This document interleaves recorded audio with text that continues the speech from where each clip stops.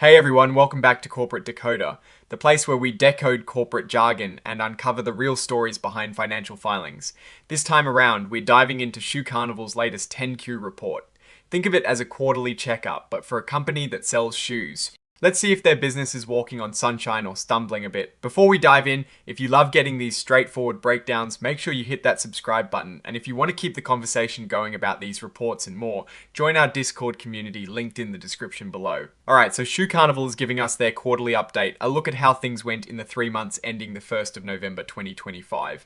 They tell us they're an accelerated filer, meaning they're a pretty big company that has to follow strict reporting rules. They also mention they have no outstanding common stock that is not registered. As of late November 2025, they had about 27.3 million shares of common stock out there. This is a number we sometimes look at to understand how much of the company is owned by shareholders. Now, let's get to the nitty-gritty, the financial statements. The balance sheet gives us a snapshot of what the company owns and what it owes at a specific point in time. As of the 1st of November 2025, Shoe Carnival had total assets worth over $1.17 billion. That is a lot of shoes and store stuff. On the flip side, their total liabilities, meaning what they owe, were around $489 million. That leaves them with shareholders' equity of about $683 million. This equity represents the owner's stake in the company. This is a big one for a shoe company. Their merchandise inventories were valued at over $435 million.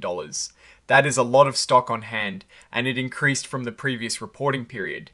Inventory is crucial for a retailer, but too much can tie up cash and lead to markdowns if it doesn't sell. Looking at their liabilities, the current liabilities, which are what they owe in the short term, were about $141 million. The long-term liabilities, mainly the debt related to their operating leases, were significantly higher at around $310 million.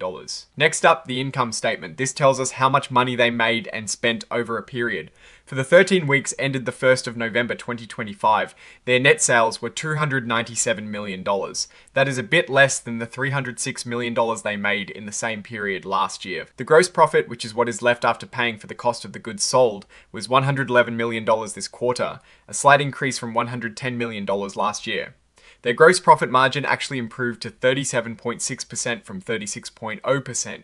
This is good. It means they are managing their product costs and pricing effectively, especially considering their sales were down. Now, the costs of running the business, things like salaries, marketing, and store upkeep, these went up to $93 million from $85 million.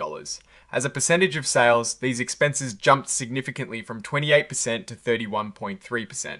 This large jump is a key part of their story, and we'll get to why later. All of this led to a net income of $14.6 million, down from $19.2 million in the same quarter last year.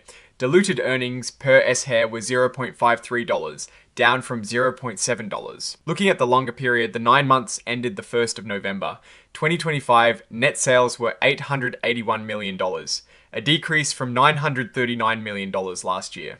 Their net income for this period was $43.2 million, down from $59.1 million.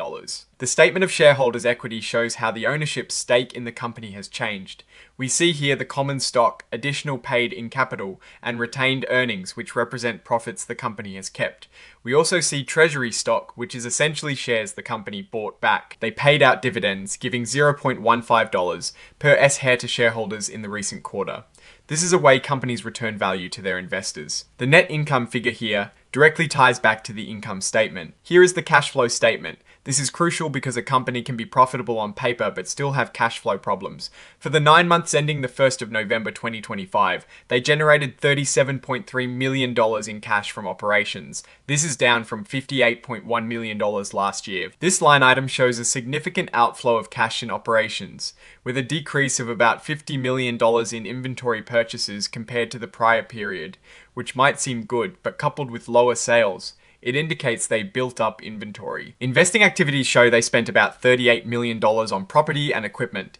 This is for things like store improvements and new technology. In the previous year, this number was about $24 million, a big number here from the prior year. About $44 million was spent on an acquisition. This refers to the Rogan's acquisition we'll discuss more. Financing activities show they received some cash from issuing stock, particularly to employees. They also paid out cash in dividends. Let's dig into the notes. This is where companies explain their accounting practices and provide details about the numbers. They describe themselves as a major omnichannel seller of footwear, with stores in 35 states and Puerto Rico.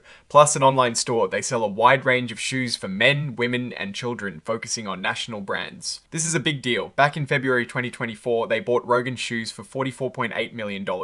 Rogan specialized in work and family footwear and had 28 stores. This acquisition helped Shoe Carnival expand its reach, especially in Wisconsin and Minnesota. The report details how they allocated the purchase price, assigning value to things like inventories, intangible assets like brand names, and goodwill.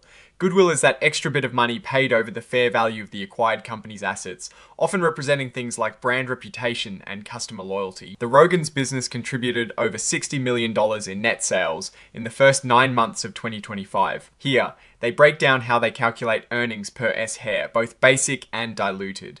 Diluted earnings per S-hair considers potential future shares from things like stock options. For the recent quarter, diluted EPS was $0.53. This section talks about new accounting rules and tax laws. They mention a new law signed in July 2025 called the One Big Beautiful Bill Act.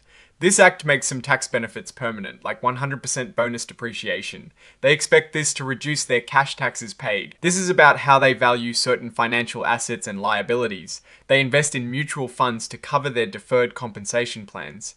These investments are valued at market prices, which is level 1 in their fair value hierarchy. They also discuss contingent consideration related to the Rogan's acquisition, which is valued using level 3 inputs, meaning they use their own models and assumptions. They have liabilities for deferred compensation plans, which are amounts they owe to employees in the future. These are around $13 million in total. This covers how they reward employees with stock. They mention restricted stock units and performance stock units. For the first 9 months of 2025, they recognized over $5.6 million in stock-based compensation expense. At the end of the period, they had over 812,000 shares of restricted stock units and performance stock units outstanding. That is a significant portion of their total shares. Here is where they break down their sales by product category. They separate sales into non-athletics and athletics, with further breakdowns for men's, women's, and children's. For the recent quarter, their non-athletic sales were about $62 million for women's, $48.6 million for men's, and $18.2 million for children's. Athletic sales were generally higher. Accessories make up a smaller portion of their sales, around 5%. Shoe Carnival states they have a single operating segment, meaning they view their entire business as one unit. This makes sense given their omnichannel strategy. Their chief operating decision maker, the president and CEO, reviews performance based on net income. The net sales figure here matches what we saw on the income statement. They provide a breakdown of costs. Merchandise and delivery costs were about $162 million. Store occupancy costs were around $22.7 million. These are big components of their cost of sales. This section details their lease obligations. They lease all their stores, a distribution center, and their corporate headquarters. Most are operating leases, but the Rogan's acquisition brought in some finance leases.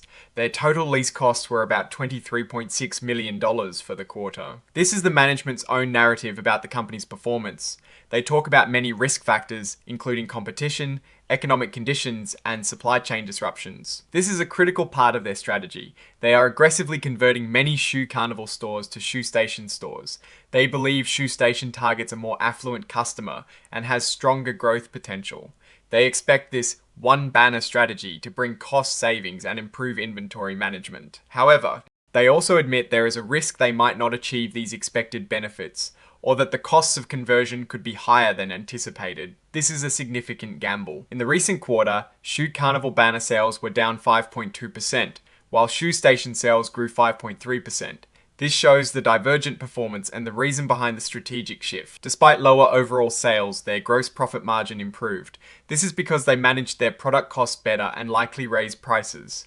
The Shoe Station banner, catering to a higher income customer, might be contributing to this margin improvement. SG&A expenses increased, and they explicitly state this is largely due to the costs associated with their banner strategy. This explains the jump we saw in the income statement. They are rapidly expanding the Shoe Station banner. They plan to have over 90% of their stores operating as Shoe Station by 2028.